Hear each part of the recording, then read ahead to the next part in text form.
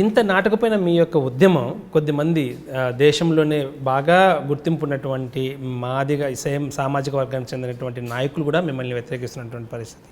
మాయావతి ఎందుకు మిమ్మల్ని ఒక రకంగా చూస్తుంది? మీపైన ఒక రకమైనటువంటి అంటే ఆమె ఉనికికి ఇబ్బందినా లేకపోతే ఏంటి అసలు? ఇప్పుడు మీరు మాయావతి గారు సోదరి మాయావతి గారి గురించి మాట్లాడింది కాబట్టి నేను ఆమె గురించి మాట్లాడాల్సిన పరిస్థితి వస్తుంది. నంబర్ 1, ఎంఆర్పిఎస్ ఒక నిబద్ధతతో పోరాటం చేసిన సంఘం, ఒక సోషల్ కాజ్ మీద. బహుశా భారతదేశంలో సోషల్ కాజ్ మీద ఇంత నిలబడి సుదీర్ఘకాలం పాటు పోరాటం చేస్తున్నది కూడా ఎంఆర్పిఎస్. దానివల్ల ఎంఆర్పిఎస్ అంటే అభిమానించేటోళ్ళు ఉన్నారు, ఎంఆర్పిఎస్ అంటే ద్వేషించేటోళ్ళు కూడా ఉన్నారని కూడా కొంతమంది అనుకుందాం. నేనంటున్నాడు సోషల్ కాజ్ పట్ల నిబద్ధత ఉన్న వాళ్ళు ఎంఆర్పిఎస్ను అభిమానిస్తారు, సోషల్ కాజ్ పట్ల నిబద్ధత లేని వాళ్ళు ఎంఆర్పిఎస్ను అభిమానించలేరు, వీలైన కాడ ద్వేషించే ప్రయత్నం కూడా చేస్తారు. అంటే సోషల్ కాజ్ పట్ల మాయావతికి ఉండబడే దృక్పథాన్ని మేము అట్లనే చూస్తాం. ఇప్పుడు ఎస్సీ వర్గీకరణ అంశం అనేది బహుజన్ సమాజ్ పార్టీ సూత్రానికి విరుద్ధమా? కాదు. బహుజన్ సమాజ్ పార్టీ అంటున్న కాంశీరామ్ గారు అన్నది ఏంది, ఎవరి జనాభాతో వాళ్ళ వాటా అంతా అన్నాడు. దళితుల్లో ఏ కులం జనాభాతో ఆ కులానికి అంత వాటా రావాలని మనం అంటున్నాం. సూత్రం ఒకటే కదా, దానికి ఈమె వ్యతిరేకించాల్సిన అవసరం లేదు కదా. నంబర్ 1. 2, ఇప్పుడు ఇవాళ అఖిలేష్ను మాయావతి గారు నిలబడ్డ ఫోటో ఉన్నది. బుద్ధుడి ముందు అంబేద్కర్ పెట్టి ఉన్నాడు. అసలు అంబేద్కర్ దృక్పథం ఏంది? నేను సాధించిన రిజర్వేషన్ పాలలో దళితుల్లో ఉండబడే అన్ని కులాలు వాళ్ళ నిష్పత్తి ప్రకారం పంచుకోవాలని అన్నది. అది కూడా వర్గీకరణే కదా. కానీ సోషల్ కాజ్ అంటే సొంత కులం కాదు, ఎవరికి అన్యాయం జరిగినా వాళ్ళ వైపు నిలబడే విధంగా ఉండడమే సోషల్ కాజ్కు నిజమైన అర్థం. మీ దృష్టికి నేను తీసుకొస్తున్నాను. నేను అట్లా అంటే మీరు మాదిగల పక్షాన లేరా అని చెప్పి, ఎస్, మా మాల సామాజిక వర్గ సోదర వర్గంతో పోల్చుకుంటే జనాభా ఎక్కువ ఉండి రిజర్వేషన్ల ఫలాలు పొందని వర్గంగా మాదిగలు ఉన్నారు కాబట్టి మాదిగలకు అన్యాయం జరిగిందనే కోణం వాస్తవం కాబట్టి నేను మాదిగల కోసం నిలబడ్డాను. కానీ మళ్ళీ నేను మాదిగల కులతత్వవాదిగా మారద్దు, మళ్ళీ నేను మాదిగల కులతత్వవాదిగా మారద్దు. అట్లయితే మళ్ళీ ఇంకోరికి దోచుకోవడానికి దారితీస్తుంది. మళ్ళీ కరెక్ట్. ఆ కోణంలో ఎంఆర్పిఎస్ ఎంత నిబద్ధత పనిచేస్తుంది ఉదాహరణకు తీసుకుంటున్నాం. ఎస్సీ వర్గీకరణ గురించి పోరాటం చేస్తున్నప్పుడు ఏమన్నాం మేము, ఏబిసిడి గ్రూపులుగా చేయాలన్నాం. అంటే అప్పటికే బీసీలో ఏబిసిడి గ్రూపులు ఉన్నాయి కాబట్టి ఎస్సీలో కూడా ఏబిసిడి గ్రూపులు చేయాలని అన్నాం. ఆ కోణంలో 96లో చంద్రబాబు నాయుడు గారు జస్టిస్ రామచంద్రరాజు కమిషన్ వేసిండు. ఆయనది Uttarandhra high court retired judge Uttarandhra. ఆయన ఒక అంశం ముందుకు తీసుకొచ్చేసిండు, కృష్ణ గారు మీరు మాలలతో పోల్చుకుంటే మాదిగలుగా మీరు వెనకబడ్డ మాట వాస్తవం, నేను ఒప్పుకుంటున్నాను, వర్గీకరణ సపోర్ట్ చేస్తాను. కానీ మాదిగలతో పోల్చుకుంటా కూడా రెల్లి పైడిపాకి వర్గం అనేది ఇంకొక 3వ వర్గం ఉన్నది ఉత్తరాంధ్రలో, ఇంకా పూర్తిగా దిగజారిపోయింది. ఇంకా మాదిగల కంటే చాలా వెనుకబడి ఉన్నారు. వాళ్ళు రాజకీయంగా లేరు, విద్యాపరంగా లేరు, ఉద్యోగాలు లేరు, ఆర్థికంగా లేరు కదా. ఇప్పటికీ కూడా వాళ్ళు పారిశుద్ధ్య కార్మికులుగా మలమూత్రాలు ఎత్తుకెళ్లే వ్యక్తులుగా వాళ్ళు ఉన్నారు. మరి వీళ్ళని ఎక్కడ పెట్టాలి అన్నాడు. అప్పుడు నేను అన్నా, సార్ నేను ఉద్యమం మొదలు పెడుతున్నప్పుడు మాలా మాదిగల మధ్యలో రిజర్వేషన్ ఫలాలు పంపిణీలో తేడా ఉన్నదనేది గమనించి నేను పెట్టాను. ఓకే, కానీ మీ అధ్యయనంలో మాదిగల కంటే వెనుకబడ్డ వర్గం ఒకటి ఉన్నదని మీరు చెప్తున్నప్పుడు రిజర్వేషన్ల వర్గీకరణ విషయంలో మొదటి ప్రాధాన్యత వాళ్ళకి ఇవ్వండి సార్. అందువల్ల ఏబిసిడి గ్రూప్ చేయాలని మీరు అనుకుంటే ఏ గ్రూపులో వాళ్ళని పెట్టండి. వాళ్ళకు ఎంత పర్సెంటేజ్ డిసైడ్ చేస్తావో నువ్వు డిసైడ్ చేసేయి, పర్సెంటేజ్ డిసైడ్ చేసేయి, వచ్చేది 1% ఏదైనా సరే వాళ్ళకే మొదటి ఇవ్వని చెప్పేసాను. ఆయన నన్ను లేచి అభినందించాడు. అప్పుడు నేను కులతత్వవాదిన, మాలలతో పోల్చుకుంటే మాదిగలు వెనుకబడ్డారు, నేను మాదిగల వైపు నిలబడ్డా, అన్యాయం జరిగిందని చెప్పి. కానీ మాదిగలతో పోల్చుకుంటే రెల్లి వాళ్ళకి అన్యాయం జరుగుతుందనే విషయం అర్థమైనప్పుడు నేను రెల్లి వాళ్ళ వైపు నిలబడ్డా. అప్పుడు మాదిగల్లో ఉండబడే కొంతమంది స్వార్థపరులైన వాళ్ళు కూడా నువ్వు పోరాటం మాదిగల వైపు చేసి ఫలితం వచ్చేటప్పటికి వాళ్ళకి ఎట్లు ఇప్పిస్తావని చెప్పి నా మీద అడ్డం పడ్డారు. పోరాటం ఎవరి వైపు చేసినా ఫలితం అందరికంటే వెనుకబడ్డ వాళ్ళకి ముందు దక్కాలనేది నా సూత్రం. దానికి అనుగుణంగా నేను వాళ్ళకి అనుగుణంగా చెప్పాను. అప్పుడు ఏమైంది చెప్పండి, ఏబిసిడి వర్గీకరణ జరిగింది. ఏ గ్రూపులో మొదటి ఫలితాలు ఎవరు పొందినరు? రెల్లి ప్రజలే పొందినరు. పోరాటం చేసింది ఎవరు? మాదిగలు. ఫలాలు వచ్చేటప్పటికి మొదటి అవకాశాలు ఎవరికి వచ్చింది? మరి ఎవరు ఇచ్చిండ్రు? అది ఎంఆర్పిఎస్ దాన్ని డిసైడ్ చేసింది. అందువల్ల మాదిగల ఉద్యమం సామాజిక న్యాయం అనే కోణం నుంచి అది మాదిగలకి అన్యాయం జరిగితే మాదిగల వైపు నిలబడుతుంది, మాదిగల కంటే ఇంకెక్కువ అన్యాయం జరిగిన వైపు ఇంకా ముందు నిలబడుతుంది. అట్లా మాయావతిలో లేదు. ఇది నేను చెప్పదలుచుకున్నది. ఎందుకంటే దక్షిణాది ఉత్తరాది భారతదేశంలో దక్షిణాది ఉత్తరాది.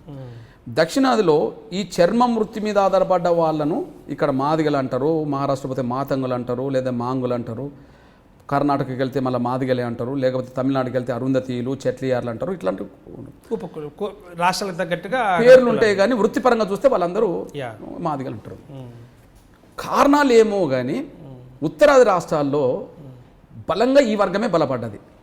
ఓకే, అంటే జగ్జీవన్ రామ్ నుంచి వచ్చిన చరిత్ర కావచ్చు, లేదా కాన్షీరామ్ చరిత్ర కావచ్చు, ఇంకోటి చరిత్ర ఏదైనా కానీ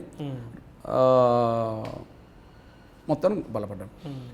ఇక్కడ ఆంధ్రప్రదేశ్లో రిజర్వేషన్లు ఎక్కువ 170 నుంచి 80% మాల సామాజిక వర్గం ఎంజాయ్ చేస్తున్నదనే విషయం అందరికీ తెలుసు. కమిషన్ రిపోర్ట్లు ఉన్నాయి.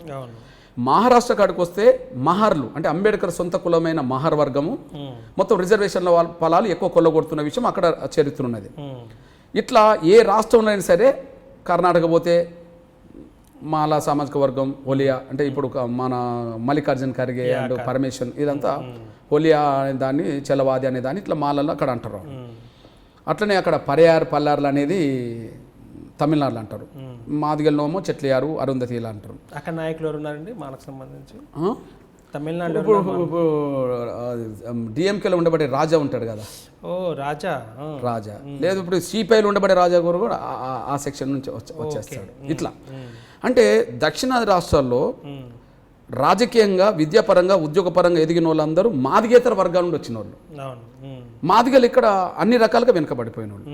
దీనికి ఆపోజిట్ ముఖ్యంగా ఉత్తరప్రదేశ్, పంజాబ్, హర్యానా ఇట్లాంటి చోట్ల చెమార్లు అనబడుతున్న వాళ్ళే ఈ రిజర్వేషన్ ఫలాలు ఎక్కువ పొందుతున్నారు. ఇప్పుడు చెమారేతర వర్గం బలంగా అక్కడ ఉన్నది. ఉదాహరణకు ఆడ వాల్మీకులు అనేటోళ్ళు అక్కడ ఉన్నారు. ఢిల్లీ, పంజాబ్, హర్యానా వాళ్ళు ఎంత ఉంటారంటే టోటల్ ఎస్సీ జనాభాలో 40 నుంచి 45% ఉంటారు వాళ్ళు.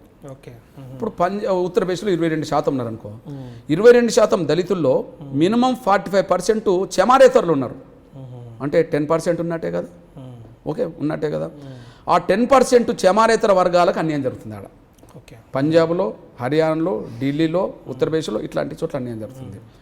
మరి అక్కడ మాయావతి దృక్పథం ఏమై ఉండాలి మీరు గమనించండి. మాయావతి చెమార్ జాటవ్ ఒక కులంగానే వాళ్ళు భావించుకుంటారు అనుకుందాం. రిజర్వేషన్లు బాగా ఎంజాయ్ చేస్తున్న కులం ఏంది? మాయావతి కులం. ఓకే, రిజర్వేషన్ పొందిన వాళ్ళు ఎవరు? అక్కడ జాటవేతరులు, చెమారేతరులు. ఇప్పుడు మాయావతి దృక్పథం ఎట్లా ఉండాలి? తమ జాతికి రావాల్సింది తీసుకుంటూ ఇంకా ఎవరికైతే అన్యాయం జరుగుతుందో వాళ్ళకి న్యాయం చేయాలి. ఆమె అక్కడ ఫెయిల్ అయిపోయింది. ఎవరు? మాయావతి అక్కడ ఫెయిల్ అయిపోయింది కాబట్టి నాకు తెలిసి బహుజన్ సమాజ్ పార్టీ అక్కడ బలహీనపడడానికి దారితీసింది. ముందుగా మీరు గ్రహించండి, కాన్షీరామ్ ఉన్న రోజుల్లో ఈ వివాదం, వర్గీకరణ అంశం ప్రధాన ఎజెండాగా మారకపోయినా ఆయన నినాదంలో అందరూ ఒకటికి చేస్తాడు, అందరికి న్యాయం చేస్తాడు అనుకున్నారు. ఆయన ఏంటంటే ఎవరి జనాభా ఎంతో వాళ్ళ వాటంతా అన్నాడా లేదా? అది దళితుల్లో అన్ని కులాలకు వర్తిస్తాయి, అది బీసీలో అన్ని కులాలకు వర్తిస్తాయి, ఓసీలో అన్ని కులాలకు వర్తిస్తాయి, ఎవరికైనా వర్తిస్తుంది, ముస్లింలకు కూడా వర్తిస్తుంది కదా. అట్లా కాన్షీరామ్ ఉన్న కాలంలో దళితులందరూ బీఎస్పీకి ఓటేశారు. కానీ వాళ్ళ కాన్షీరామ్ చనిపోయిన తర్వాత మాయావతికి దళితుల్లో ఓటు బ్యాంకు ఏ వర్గంలో నిలబడ్డదో చెప్పండి. మీరు పేపర్లు రాస్తున్న దాని ప్రకారం, టీవీలు రాస్తున్న ప్రకారము చెమార్లు వాళ్ళ కులస్తులు ఈమెకు అండగా నిలబడడం అని వస్తుంది. మరి చెమారేతరులు దళితులే కదా, మరి వాళ్ళని ఎందుకు అక్కున చేర్చుకోలే? ఈమె బహుజన్ సమాజ్ పార్టీని సర్వ సమాజం అని చెప్పి బ్రాహ్మణులతో కూడా చేతులు కలిపింది కదా. ఎక్కడ? ఉత్తరప్రదేశ్లో దళితులు బ్రాహ్మణులతో చేతులు కలిపింది. కానీ దళితుల్లోనే అత్యంత వెనుకబడ్డ దళితులను ఈమె హక్కున చేర్చుకోకపోయింది. హక్కున ఈమె చేర్చుకున్నప్పుడు ఆవేదన ఉన్న వాళ్ళు, అన్యాయం జరిగిన వాళ్ళు ఆసర కోసం ఎదురు చూస్తారు కదా. నాకు తెలిసి బీజేపీ ఆ పాయింట్ క్యాచ్ చేసింది అక్కడ. ఏడా? యూపీలో ప్రచారం కూడా వాడుకుంటుంది. కాదు, వాళ్ళకు ప్రాధాన్యత ఇస్తుంది, వాళ్ళకి అవకాశాలు ఇస్తామని చెప్తున్నది, వర్గీకరణ చేస్తామని చెప్పింది. ఇప్పుడు ఆడ చెమారేతర కులాలకు, దళిత కులాలకు కావాల్సింది ఏంది? వాళ్ళ వాట కావాలి. ఓకే, మాయావతి ఇచ్చే పరిస్థితి లేదు వాళ్ళ కులానికి తప్ప. మాకు అన్యాయం జరుగుతుంది కాబట్టి గుర్తించేది బీజేపీ అనుకుంటున్నాను, కాంగ్రెస్ అనుకుంటుంది. వీళ్ళు ఎటుపోవాలి చెప్పండి? అటైపోతాను. నాకు తెలిసి 22% ఓటు బ్యాంక్ ఉండబడే బీఎస్పీ దళితుల్లోనే ప్రధానంగా ఉండేది కదా. మరి ఆ దళితుల ఓటు బ్యాంక్ పర్సంటేజ్ ఎందుకు తగ్గిపోయింది? కేవలం ఈ ఈ ప్రీతి కులం ప్రీతి, కుల ప్రీతి, అది కులతత్వం. Yes. Bahujan Samaj Party but MRPS కులతత్వానికి దూరంగా పెడుతుందంట. సామాజిక న్యాయ సూత్రం ఎంఆర్పిఎస్ కట్టుబడి ఉంటుంది, మానవతా ధర్మానికి కట్టుబడి ఉంటుంది. మీరందరూ కూడా ఐ డ్రీమ్ ఛానల్ని సబ్స్క్రైబ్ చేయాలని కోరుకుంటున్నాను. For more videos, please subscribe iDream. For more videos, please subscribe to iDream. మరిన్ని వీడియోల కోసం ఐ డ్రీమ్ సబ్స్క్రైబ్ చేయాల్సిందిగా విజ్ఞప్తి చేస్తున్నాను. మీరు చూస్తున్నారు ఐ డ్రీమ్ న్యూస్ని. మీరు చూస్తున్నది ఐ డ్రీమ్ న్యూస్. అంటే కళలని నిజం చేస్తూ ప్రజలకి నిజాలని కళల ద్వారా తీసుకొచ్చే ఐ డ్రీమ్కి my best wishes. For more videos, please subscribe iDream. And I'm very much satisfied with the way interview went on. Kindly subscribe to iDream. For more videos, subscribe to iDream. And loads of fun entertainment and content. Do watch